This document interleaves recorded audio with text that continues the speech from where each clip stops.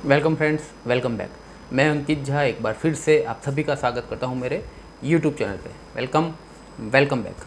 अगर आप इस चैनल पे नए हो तो let me tell you, every week मैं एक वीडियो अपलोड करता हूं on the topics of spirituality, mindfulness, meditation, books, mantra, guru and business startup also.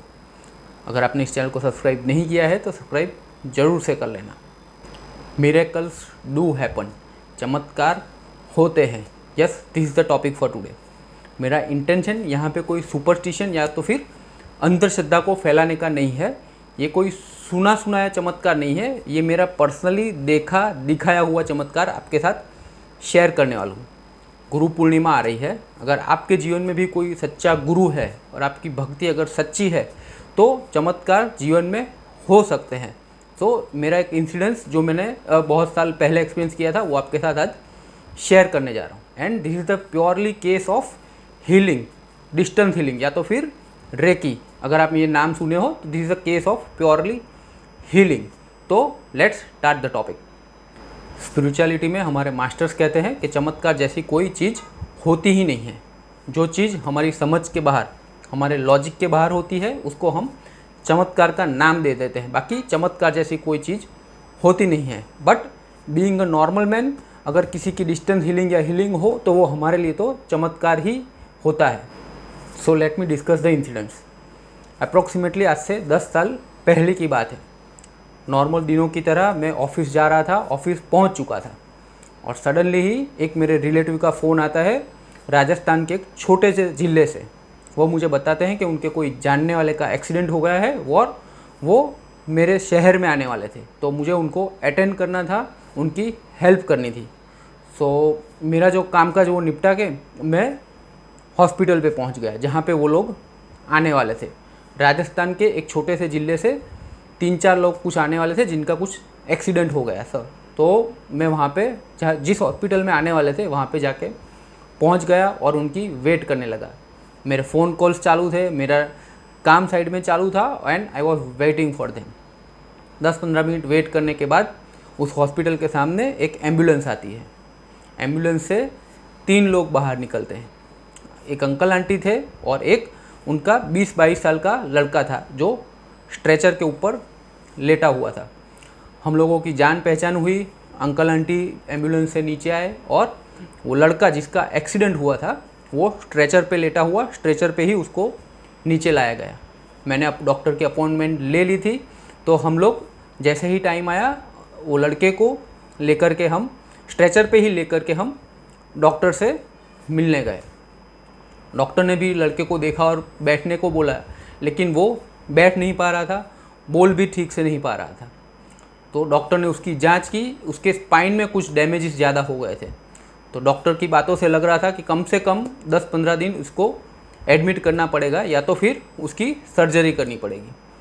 Doctors ने जांच करने के बाद कुछ रिपोर्ट्स करवाने के लिए बोला, जो मुझे उन्होंने रिपोर्ट्स बताई।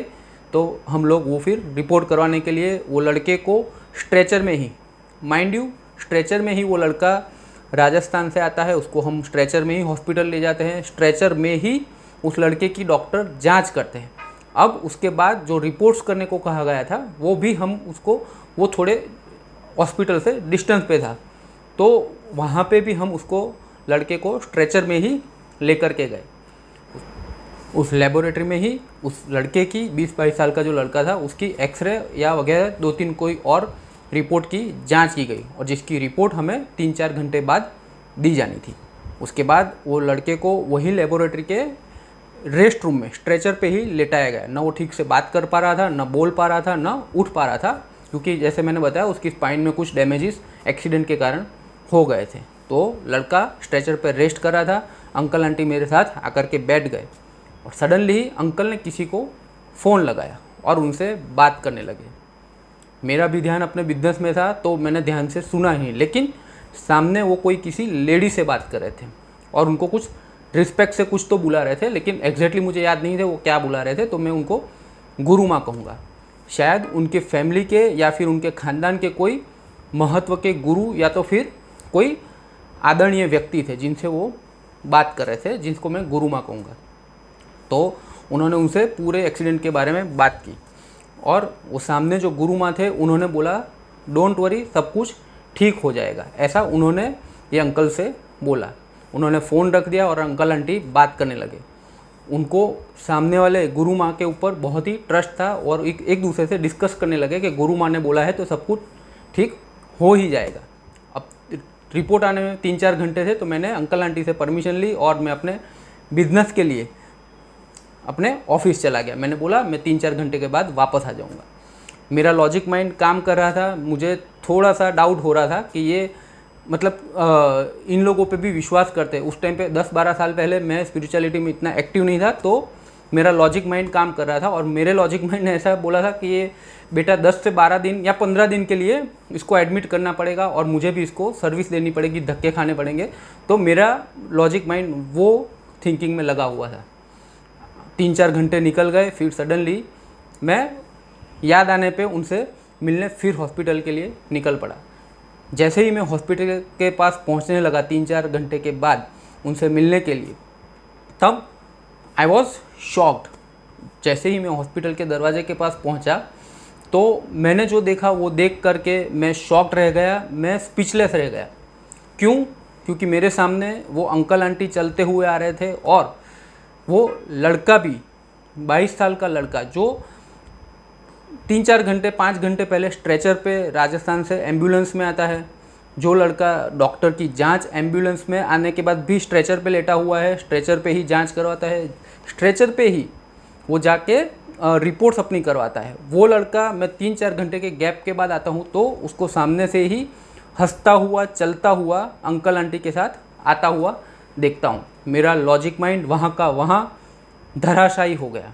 I was thoughtless, I was speechless. मेरे पास बोलने के लिए कुछ भी नहीं था। क्यों? क्योंकि जैसे मैंने बताया कि doctor was expecting that he will be admitted for 15 days. मुझे खुद को लगा सर्जरी करनी पड़ेगी या फिर उसको एडमिट करना पड़ेगा, लेकिन वो बहुत ही स्वस्थ अपने पैरों पे चलता हुआ खुशहाल वापस आता हुआ मेरे सामने आ रहा था। तीनों मेरे सामने आए, मुझे धन्यवाद कहा और मुझे ज़बरदस्ती डिनर के लिए ले गए उनके साथ। मैंने बहुत मना किया लेकिन वो नहीं माने और मुझे डिनर के लिए ले गए।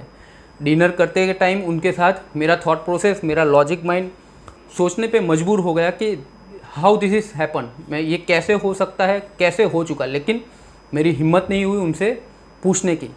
लेकिन अब जाके मैं सोचता हूँ तो मैं श्योर हूँ कि वो जो गुरु माँ जिनसे वो बात कर रहे थे उन्होंने ही शायद इनकी हीलिंग की होगी। हीलिंग शब्द, डिस्टेंस हीलिंग शब्द, रेकी आजकल के ज़माने में कुछ नया नहीं है, लेकिन हीलिंग के द्वारा या तो फिर अगर आपको अपने गुरु पे विश्वास है तो फिर आपकी हीलिंग हो सकती है, आप स्वस्थ हो सकते हो। तो ये इंसिडेंस मेरे लिए चमत्कार से कम नहीं था, बहुत ही बड़ा एक चमत्कार था। अगर मैं कितना भी आपको बता दूं, फिर भी अगर पर्सनली आपने देखा हो तो ही आपको विश्वास ज़्यादा आ सकता है, because this is a miracle for मी।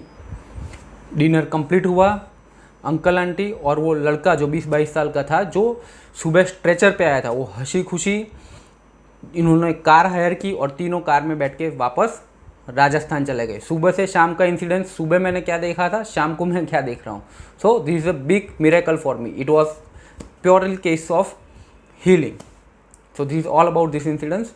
गुरु पूर्णिमा आ रही है। I wish and I pray all of my viewer get their guru and their spiritual path. Thank you very much.